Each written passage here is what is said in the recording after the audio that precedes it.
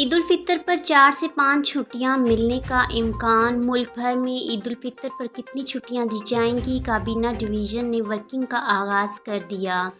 عید کے لیے 4 سے 5 چھٹیاں دینے کی تجویز وزیر اعظم ہاؤس کو دی جائے گی۔ فیصلہ وزیر اعظم اگلے ہفتے کریں گے۔ ذرائع کے مطابق اگر عید جمعۃ المبارک کو ہوتی ہے تو 20 سے 23 اپریل تک چھٹیاں ہونے کا امکان ہے، جبکہ ہفتہ 22 اپریل کو عید ہونے کی صورت میں 20 سے 24 اپریل تک چھٹیوں کا اعلان ہو سکتا ہے۔ کابینہ ڈویژن وزیر اعظم کی باضابطہ منظوری کے بعد نوٹیفیکیشن جاری کرے گی۔